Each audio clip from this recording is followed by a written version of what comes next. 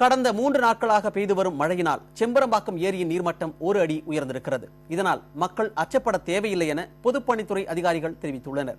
இதுபற்றி தகவல்களை வழங்குகிறார் செம்பரம்பாக்கத்தில் இருக்கும் செய்தியாளர் அக்ஷயா. நாம இப்ப நின்றுட்டு இருக்கிறது செம்பரம்பாக்கம் ஏரி. சென்னையை பொறுத்த வரைக்கும் குடிநீர் தேவையை பூர்த்தி செய்யறது அப்படின்னா முக்கியமா செம்பரம்பாக்கம், ரெட் ஹில்ஸ் மற்றும் பூண்டி தான். இதுல இந்த செம்பரம்பாக்கம் ஏரியில மொத்த கொள்ளளவா பார்த்தோம் அப்படின்னா 85.4 அடியில 3645 மில்லியன் கன அடி தண்ணீரை தேக்க முடியும். ஆனால் தற்போதைய நிலவரப்படி 80.8 அடியில 2464 மில்லியன் கன அடி தண்ணீர் மட்டுமே இருக்கு.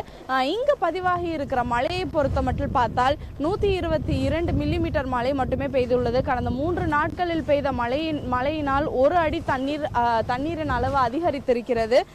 இங்க இப்போதைக்கு உள்ள வரக்கூடிய தண்ணீர் அப்படின்னா 1190 கன அடியும், இதிலிருந்து வெளியேற்றப்படக்கூடிய நீர் 160 கன அடியுமாக இருக்கு. இந்த வெளியேற்றப்படும் நீர் சென்னையின் முக்கியமான குடிநீர் தேவையை பூர்த்தி செய்யறதுக்காக மட்டுமே அமைந்திருக்கு.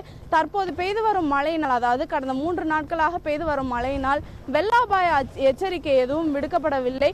ஏனென்றால் இன்னும் 5 அடிக்கு தண்ணீரை இங்கு தேக்க முடியும் அப்படிங்கிறது பொதுப்பணித்துறை அதிகாரிகளுடைய தகவலா இருக்கு. புதிய தலைமுறைக்காக ஒளிப்பதிவாளர் தங்கத்துறையுடன் அக்ஷயா.